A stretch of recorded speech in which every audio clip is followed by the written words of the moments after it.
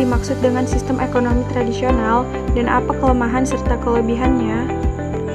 Sistem ekonomi tradisional adalah sistem ekonomi yang berdasar pada adat istiadat, sejarah, dan kepercayaan turun-menurun. Sistem ekonomi tradisional adalah sistem ekonomi yang identik diterapkan di masyarakat pedesaan dengan hasil ekonomi berupa pertanian.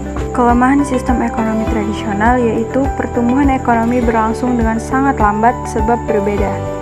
Dan kelebihan sistem ekonomi tradisional adalah tidak ada monopoli kekuasaan karena pemerintah tidak campur tangan. Sistem barter menciptakan kerukunan, kepedulian, dan kejujuran yang tinggi. Negara-negara yang masih menganut sistem ekonomi tradisional yaitu Ethiopia, Malawi, dan desa-desa di Afrika Tengah.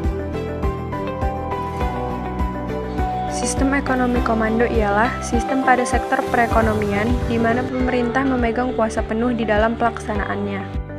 Kelemahan sistem ekonomi komando ialah hak individu tidak diakui karena meski seseorang memiliki kreativitas, hal ini tidak diperbolehkan pemerintah. Kelebihan sistem ekonomi komando adalah pemerintah mudah melakukan pengawasan dan pengendalian harga barang di pasar. Saat terjadi masalah akan lebih mudah diatasi karena pemerintah memiliki semua data terkait perekonomian. Negara yang menganut sistem ekonomi komando ialah 1. Korea Utara, 2. Kuba, 3. Uni Soviet, 4. Cina, 5. Vietnam, 6. Jerman, dan 7. Ethiopia. Ekonomi liberal adalah suatu bentuk dari sistem ekonomi yang memberikan kebebasan sebesar-besarnya kepada setiap orang untuk terlibat dalam kegiatan ekonomi, guna memperoleh penghasilan bagi orang-orang besar. Kelemahan sistem ekonomi liberal adalah dapat menciptakan suatu monopoli usaha sehingga terjadi kesenjangan sosial seperti kaya dan miskin. Kelebihan sistem ekonomi liberal yaitu tiap individu memiliki kebebasan dalam menjalankan kegiatan ekonomi.